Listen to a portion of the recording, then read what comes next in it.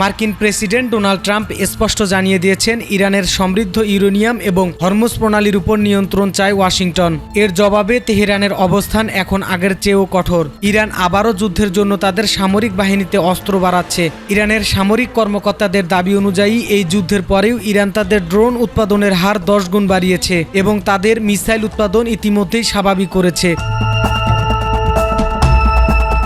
আইআরজিসির মুখপাত্র হোসাইন মোহেব্বির একটি মন্তব্য এখন আন্তর্জাতিক গোয়েন্দা সংস্থাগুলোর কপালে চিন্তার ভাঁজ ফেলেছে। তিনি সরাসরি বলেছেন, আমরা এখনও আমাদের প্রকৃত সক্ষমতা ব্যবহারই করিনি। যুদ্ধ যদি চলতে থাকে তবে আমরা এমন কিছু শক্তি উন্মোচন করব যা শত্রুদের কল্পনারও বাহিরে। এই রহস্যময় গোপন সক্ষমতা নিয়ে এখন চলছে চুলচেরা বিশ্লেষণ। অপর এক মুখপাত্র ইব্রাহিম জুলফিকারি আরও এক ধাপ এগিয়ে হুঙ্কার দিয়েছেন যে ইরানি বাহিনী এখন তাদের পূর্ণ শক্তি প্রদর্শন করেনি এবং প্রয়োজনে তারা এই পুরো অঞ্চলকে নরকে পরিণত করার সক্ষমতা রাখে।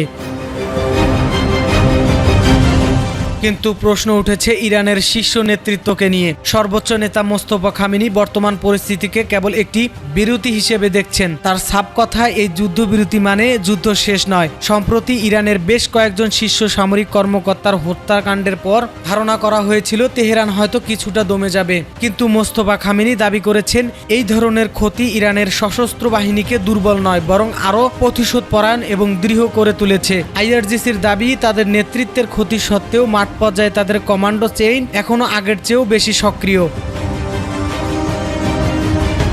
এদিকে আমেরিকার ইন্টেলিজেন্স বা গোয়েন্দা রিপোর্টগুলো ইরানের সামরিক সক্ষমতা নিয়ে এক চাঞ্চল্যকর তথ্য দিয়েছে। মার্কিন গোয়েন্দাদের দাবি অনুযায়ী দীর্ঘ সংঘাতের সত্ত্বেও ইরানের অস্ত্রাগারে এখন হাজার হাজার ড্রোন এবং শক্তিশালী ব্যালিস্টিক মিসাইল অবশিষ্ট রয়েছে। আইআরজিসির পক্ষ থেকে দাবি করা হয়েছে যে তাদের বেশিরভাগ মিসাইল ও লঞ্চারগুলো এখনো সম্পূর্ণ অক্ষত, যা দিয়ে তারা যে কোনো মুহূর্তে বড় ধরনের পাল্টা আক্রমণ চালাতে সক্ষম। সবচেয়ে বড় হুমকি এসেছে বিশ্ব অর্থনীতি ও তেলের বাজার নিয়ে। তেহরানের পক্ষ থেকে সাফ জানানো হয়েছে, তাদের পিঠ দেয়ালে ঠেকে গেলে তারা শুধু হরমুজ প্রণালী বন্ধ করবে না, বরং তেলের দামকে ব্যারেল প্রতি $200 উপর নিয়ে যাবে।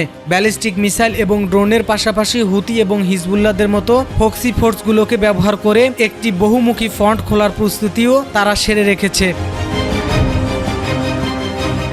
মার্কিন প্রশাসন, বিশেষ করে ডোনাল্ড ট্রাম্পের নেতৃত্বাধীন হোয়াইট হাউস এখন এক কঠিন সমীকরণের মুখে। একদিকে ট্রাম্প ইরানের পারমাণবিক কর্মসূচি পুরোপুরি নিয়ন্ত্রণে নিতে অনড়, অন্যদিকে তেহরানের এই ডু অর ডাই মরণপণ অবস্থান। এই উত্তেজনাকর পরিস্থিতিতে চীন ও রাশিয়ার পরামর্শ উপেক্ষা করে মোস্তফা খামেনি যে কঠোর পথে হাঁটছেন তা মধ্যপ্রাচ্যকে এক দীর্ঘস্থায়ী যুদ্ধের দিকে ঠেলে দিবে কিনা সেটাই এখন বড় প্রশ্ন।